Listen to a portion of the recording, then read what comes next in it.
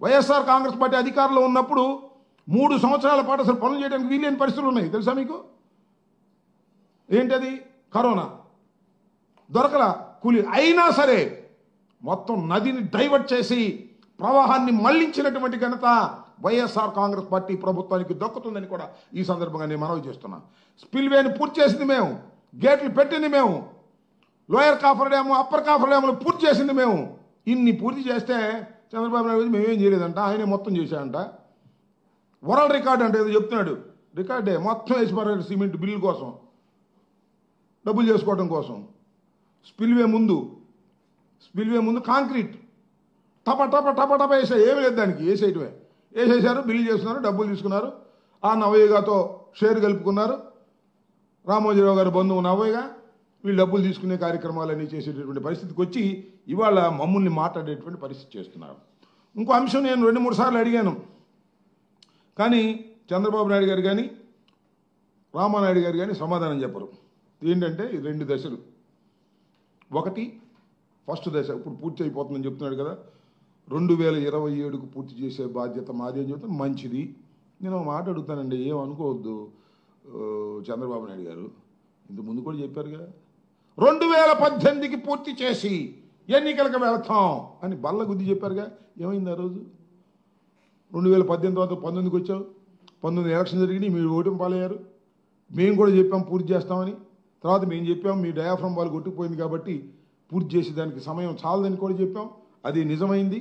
ఆ రోజు 2018కి పూర్తి చేస్తామని బల్లలకు వచ్చినప్పుడు కూడా ఈనాడు, ఆంధ్రజ్యోతి వాళ్ళ మీడియా దుమ్ము దులిపేశారు. వాళ్ళు ముడిపేసినట్టు. ఇవాళ పేపర్లో చూస్తే ఆశ్చర్యం వేస్తుంది నాకు. పరుగులు పెడుతున్న పోలవరం అంట. ఎక్కడ పరుగులు పెడుతుందో నాకు అర్థం కాల. అయిపోయింది పోలవరం అంటున్నారు.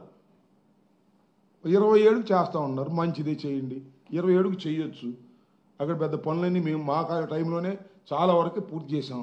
మ్యాక్సిమం చేయాల్సింది డయాఫ్రమ్ వాల్ని కంప్లీట్ చేసి దాని మీద ఎర్త్ రాక్ ఫిల్లింగ్ డ్యామును పూర్తి చేస్తే ఖచ్చితంగా నీళ్లు నిలబెట్టి నీళ్ళని 2 కాలువలకి వదలడానికి అవకాశం ఉంటుంది. This is the fact. Chandrababu Naidu గారు 2027కు చేస్తానడం సంతోషం, చేయమనండి, మాకు ఏ విధమైన అభ్యంతరం లేదు. చేయడానికి కూడా అవకాశం ఉందని నేను మాజీ ఇరిగేషన్ మంత్రిగా నేను కూడా భావిస్తూ ఉన్నాను.